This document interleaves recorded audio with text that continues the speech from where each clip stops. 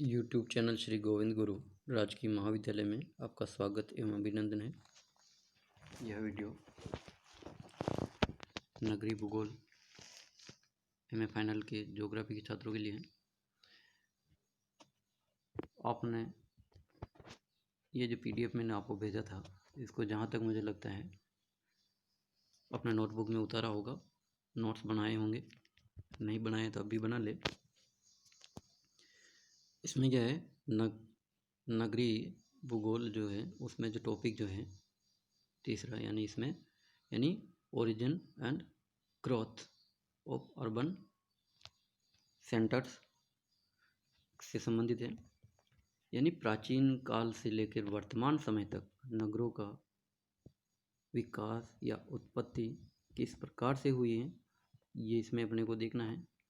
जिस प्रकार से नगरीय भूगोल का विकास हुआ उसी प्रकार से यानी नगरीय भूगोल का विकास कैसे होगा, यानी जब नगर का विकास होगा तभी नगरीय भूगोल के अध्ययन से संबंधित विकास होगा। तो सबसे पहले क्या होगा, नगरों का विकास। तो नगरों का जो विकास होगा सामान्यतः क्या है, कोई भी नगर एकदम नगर नहीं बनता है। कोई एक छोटी सी एक अधिवास होता है, वो जो एक अधिवास समूह के रूप में बहुत सारे अधिवास हो जाते हैं। वो गांव का पूर्वा से होते हुए नगर की ओर बढ़ता है। तो धीरे धीरे नगरों का विकास होता है। ठीक है, तो इसमें सबसे पहले क्या है, प्राचीन काल से अपन देखेंगे प्राचीन काल से नगरों का विकास किस प्रकार से हुआ है या उत्पत्ति हुई है, ओरिजिन हुआ है। तो सबसे पहले अपन देखें तो प्राचीन जो सभ्यताएं हैं, जिसमें बहुत सारी सभ्यताएं हैं, जिसमें मिस्र की, सिंधु घाटी, मेसोपोटामिया, जो आदि जो सभ्यता हैं, इन सभ्यताओं में जो ईसा पूर्व 1000, 2000 और 3000, 3500 जो वर्ष पूर्व की हैं, इसमें भी अपने को नगर के अस्तित्व के बारे में जानकारी मिलती है। तो अपने को क्या है, किस प्रकार से नगरों का विकास हुआ है प्राचीन समय में। जैसे प्राचीन सभ्यता का विकास सबसे पहले मध्य पूर्व एशिया के उन क्षेत्रों में हुआ जिसको आज हम मिस्र, सीरिया, जॉर्डन, इराक एवं पाकिस्तान देश के नाम से पुकारते हैं। यहाँ पर क्या है, नील, दजला, फरात एवं सिंधु नदियों की उपजाऊ घाटियों में नगरों का विकास हुआ था। यानी यहाँ पे मुख्य जो नदियाँ थीं, क्योंकि सामान्यतः क्या है, मनुष्य जो है अपने अनिवार्य जो आवश्यकता है, जिसमें जो है मुख्य मूल जो जीवन को, अस्तित्व को बचाए रखने के लिए क्या है, जल की आवश्यकता होती है। तो जल क्षेत्र के नज़दीक ही उसने, जैसे उसका बौद्धिक विकास हुआ, तो वो नदी घाटी के तटीय या उसके आसपास के क्षेत्र में उसने रहना प्रारंभ किया। और धीरे धीरे क्या है, कृषि कार्य करने लगा। कृषि औद्योगिक विकास के कारण तो वहाँ पे क्या, बस्तियों का समूहन होने लगा। और धीरे धीरे के बाद में वो नगर के रूप में अस्तित्व में आए। तो यानी यहाँ पे जो मुख्य जो नदियाँ थी वो कौन कौन सी थी इस क्षेत्र में, यानी नील, दजला और फरात नदियाँ और सिंधु नदियाँ प्रमुख थी। इसके साथ साथ पूर्वी एशिया के, इसके साथ साथ क्या है, पूर्वी जो एशिया है, उस पूर्वी एशिया के जो रहे वहाँ पर भी इनका जो किस प्रकार से इन्होंने ये जो विकास हुआ है, ठीक है, तो ये अपने को इसमें देखना है। ठीक है, तो ये जो है अपने को सबसे पहले अपन बात करेंगे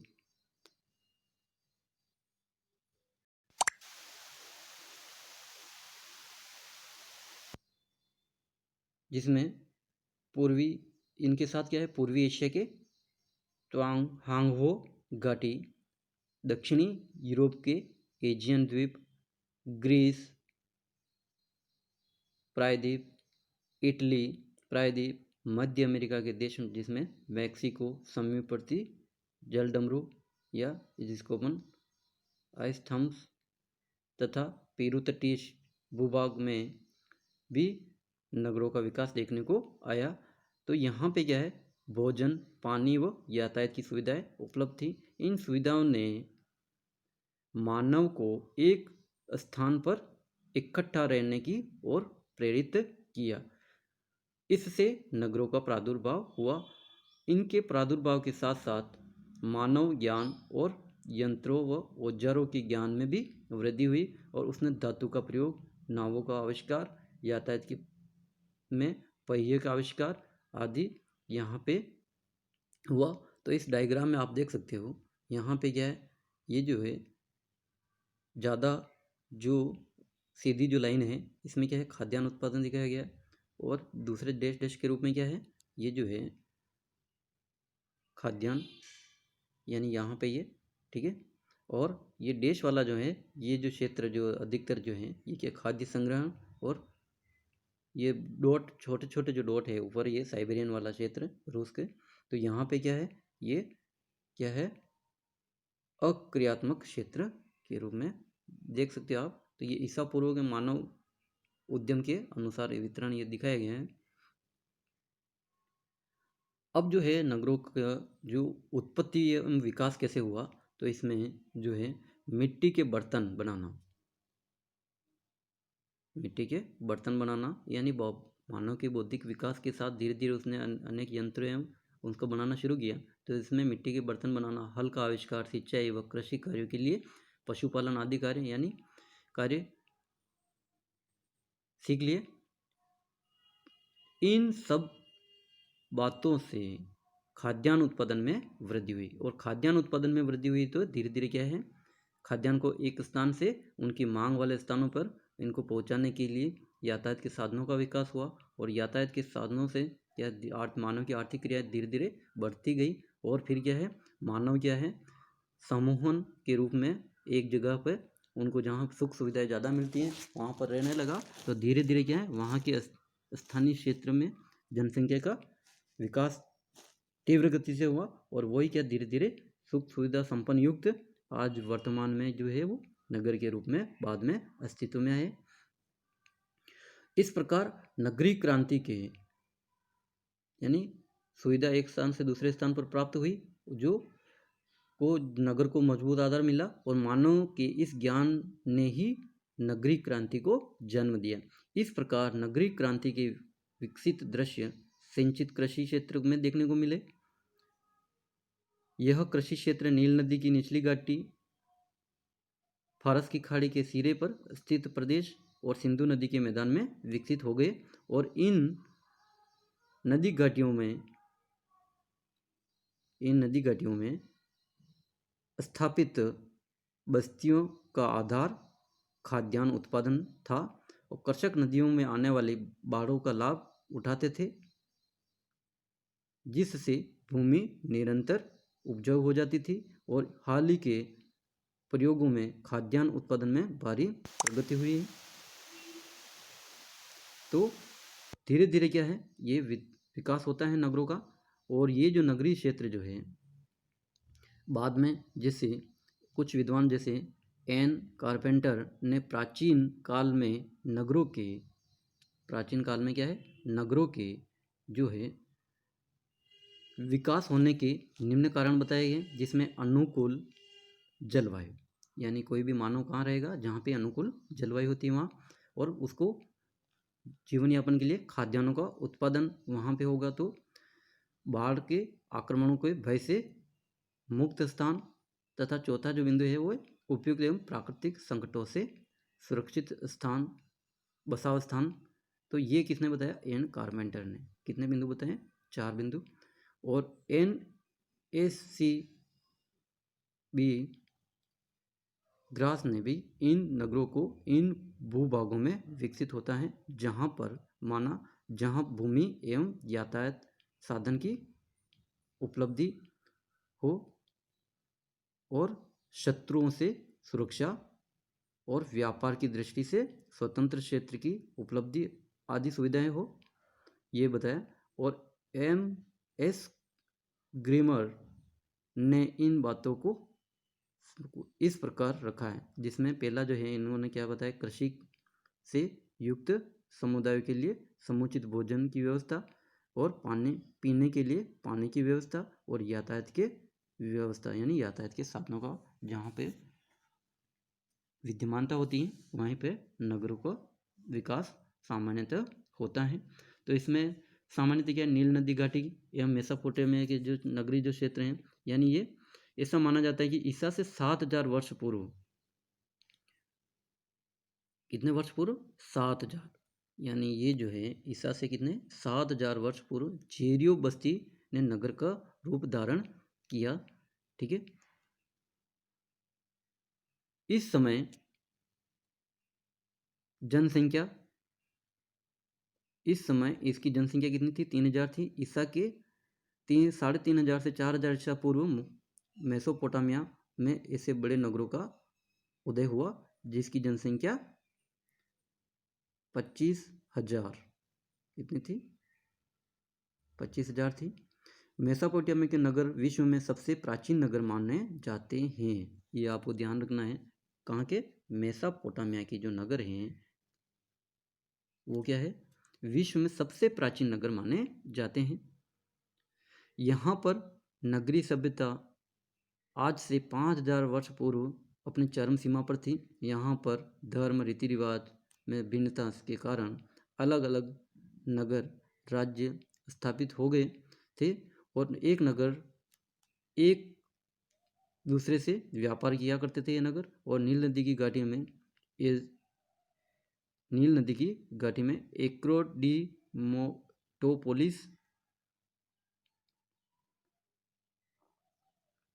और हियरकोपोलिस नगरों का विकास हुआ।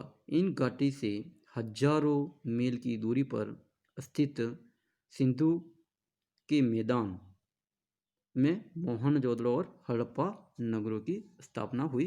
यानी मोहनजोदड़ो और हड़प्पा जो हैं वो भारत और पाकिस्तान में हैं।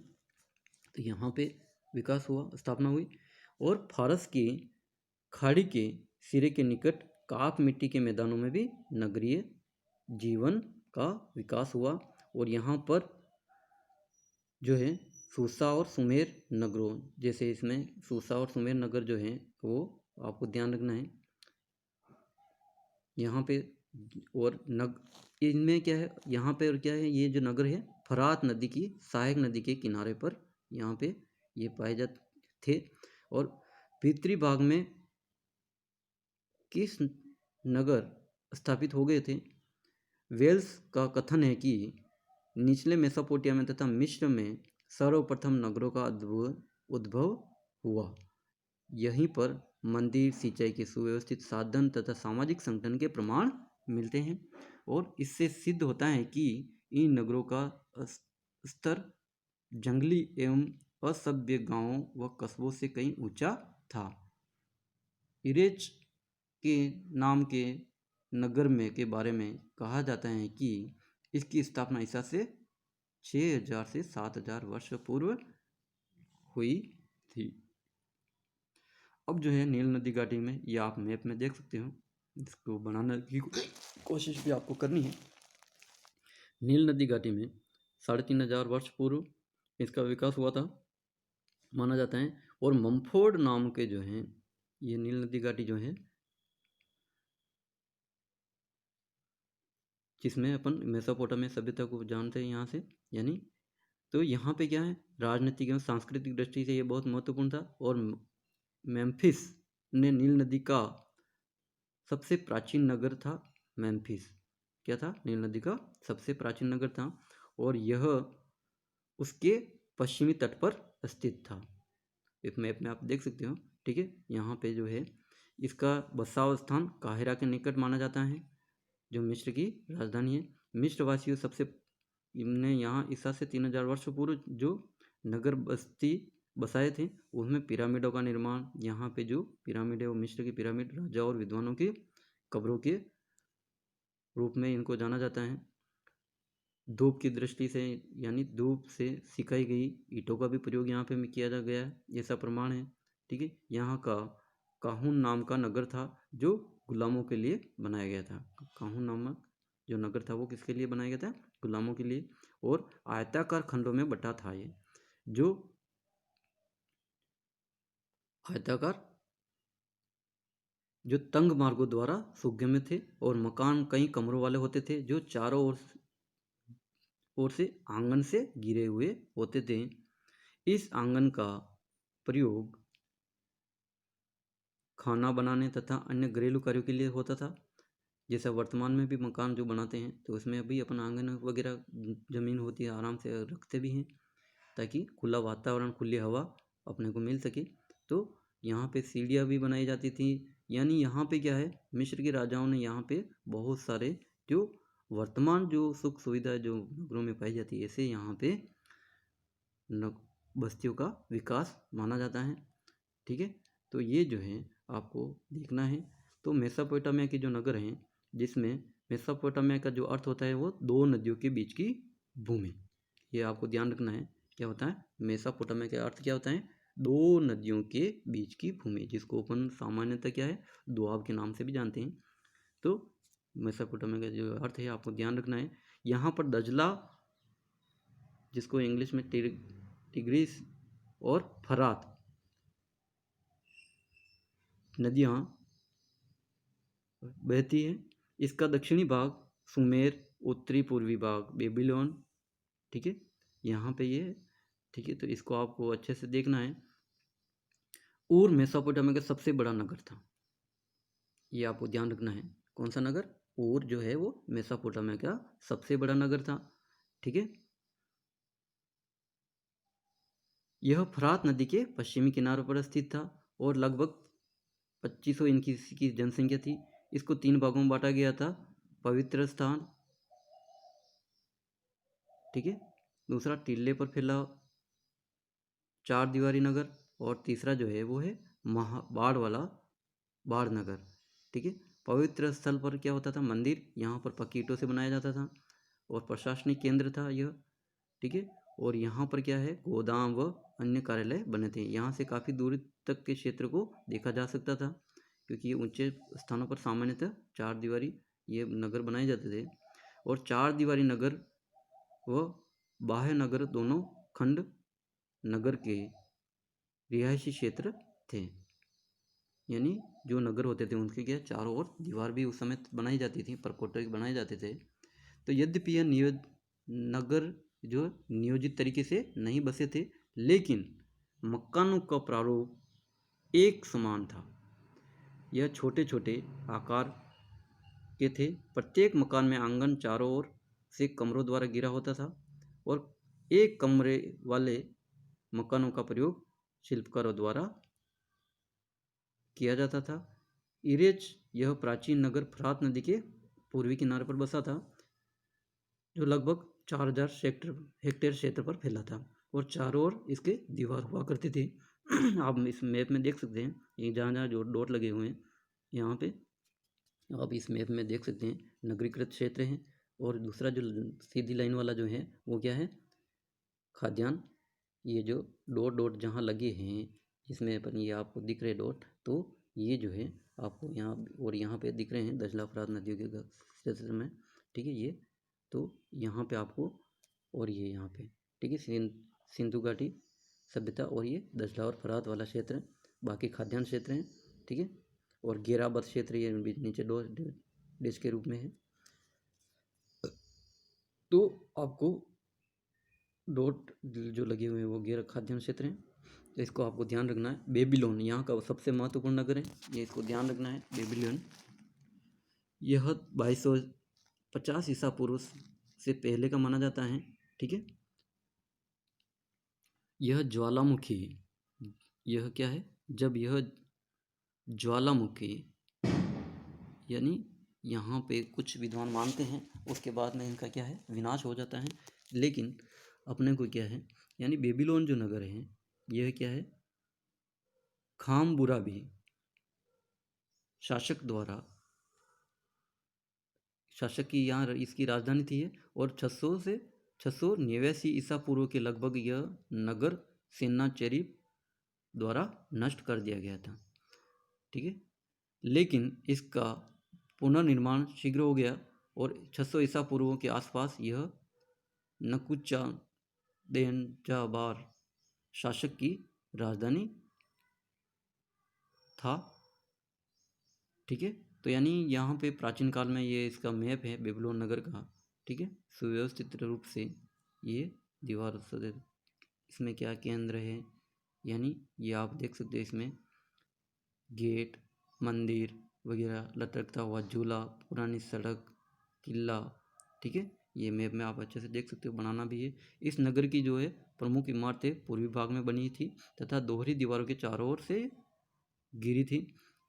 ठीक है, और यहाँ पे क्या है, दीवारें 10 फीट से ऊंची थी और 26 मीटर चौड़ी थी। बेल का विशाल मंदिर नगर के मध्य में मिलता है। इस मंदिर की मीनार 78 मीटर ऊंची थी। लटकता हुआ झूला हैंगिंग गार्डन का निर्माण 23 मीटर ऊंचा भूमि पर किया गया था। इसका बसाव स्थान के बारे में यानी हैंगिंग वे झूले।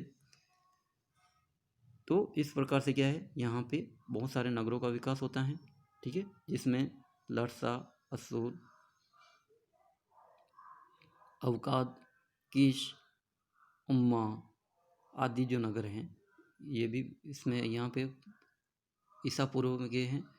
तो ये जो आपको देखने हैं मैप में, और अब जो आगे अपन देखेंगे तो सिंधु घाटी के नगर भारत में, ये भारत और पाकिस्तान में सिंधु घाटी। ठीक है, तो भारत की सिंधु घाटी सभ्यता 5000 वर्ष पुरानी मानी जाती है और यहाँ भारतीय उपमहाद्वीप के उत्तर पश्चिम में, भारत की क्या है, उत्तर पश्चिम में हड़प्पा नगर पर हड़प्पा संस्कृति कहा जाता है इसको। और सिंधु घाटी सभ्यता इसलिए कहते हैं क्योंकि ये इस संस्कृति का पता सबसे पहले सिंध नदी के किनारे बसे प्राचीन बसाव स्थलों से लगा था। यह बलूचिस्तान, सिंध, पंजाब, हरियाणा और पश्चिमी उत्तर प्रदेश तक फैली थी। इस नगरीय सभ्यता का पता 1922 में ब्रिटिश भूगोल पुरातत्ववेत्ताओं द्वारा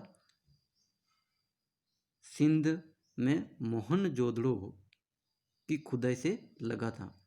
तो इसलिए इसको मोहनजोदड़ो की सभ्यता भी के नाम से भी जाना जाता है। यहाँ पर नगरीय सभ्यता 2500 से 2200 ईसा पूर्व तक काफ़ी विकसित अवस्था में थी और यह सभ्यता मिस्र व मेसोपोटामिया और सुमेर सभ्यता के समकक्ष विकसित थी। इसका विस्तार एवं सभ्यताओं जो हैं, इन सभ्यताओं का अधिक भूभाग था। इसका विस्तार इन सभ्यताओं से अधिक भूभाग पर फैला हुआ था, यानी मेसोपोटामिया की जो सभ्यता है उससे ज़्यादा क्षेत्र पर ये सिंधु सभ्यता फैली हुई थी। इस सभ्यता का पता 1947 के बाद पंजाब में रोपड़, राजस्थान में कालीबंगा, गुजरात में लोथल, धोलावीरा, सुमेर कोटड़ा, हरियाणा में बनवाली, कुनाल नगरों से में की खुदाई से लगता है। तो ये जो है आपको जीके की दृष्टि से भी इन प्राचीन नगरों का ध्यान रखना है। ठीक है, हड़प्पा संस्कृति के प्रमाण लगभग 700 स्थानों पर उपलब्ध हैं, जिसमें 35 स्थानों की सुनिश्चित किया जा चुका है और 1990 के बाद इन स्थानों को खोज का कार्य युद्ध स्तर पर चल रहा है। ठीक है, और अभी 2004 में बागपत के समीप हड़प्पा संस्कृति के प्रमाण मिले हैं और पश्चिमी उत्तर प्रदेश में भी के लगभग 10 से 15 किलोमीटर की पेटी में जो खुदाई की गई है उसमें भी इसके प्रमाण मिले हैं। तो मोहनजोदड़ो और हड़प्पा जो सभ्यता है सिंधु घाटी के प्रमुख नगर में जो है, यहाँ पे बहुत सारे जो नगर हैं, मोहनजोदड़ो और हड़प्पा सिंधु घाटी के प्रमुख नगर थे। मोहनजोदड़ो और हड़प्पा जो प्रमुख जो नगर थे, तथा ये परस्पर 600 किमी की दूरी पर स्थित है। इनके बीच में दूरी कितनी थी, लगभग 600 किलोमीटर थी। यह नगर सभ्यता के प्रतीक थे, यानी इसी के आधार पर इनका नाम मोहनजोदड़ो हड़प्पा रखा गया है, यानी प्रमुख नगर थे। इनको निश्चित योजना द्वारा बसाया गया था, यानी टाउन प्लानिंग जिसको अपन वर्तमान में उपयोग करते शब्द, यानी ये टाउन प्लानिंग के द्वारा बसाए गए थे। मोहनजोदड़ो का बसाव स्थान मैदान में थे, ये बाढ़ के मैदान में, यानी यहाँ पे जो सिंधु घाटी जो है, सिंधु नदी के बाढ़ के मैदान में इसका विस्तार था। मैदान में 14 मीटर ऊंचा रखा गया था मोहनजोदड़ो का बसाव स्थान, ताकि ये बाढ़ के समय इनका जल यहाँ तक ना पहुँचे। इसके चारों ओर पक्की ईंटों का बांध बनाया गया था। यहाँ की सड़कें और गलियाँ सीधी बनी हुई थी और एक दूसरे को समकोण पर ये काटती थी। मोहनजोदड़ो नगर की प्रधान सड़क नगर के बीच में उत्तर से दक्षिण को जाती थी, यानी आपको ध्यान रखना है मोहनजोदड़ो जो है इसमें जो है यहाँ की जो सभ्यता है जो है, यानी वो जो सड़क क्या है उत्तर से दक्षिण जाती थी। तो ये आपको ध्यान रखना है। आज अपन प्राचीन जो नगर है सिंधु और ये मेसोपोटामिया के नगर के बारे में देखा है अपन। जो ये बहुत है, आज के लिए पर्याप्त है।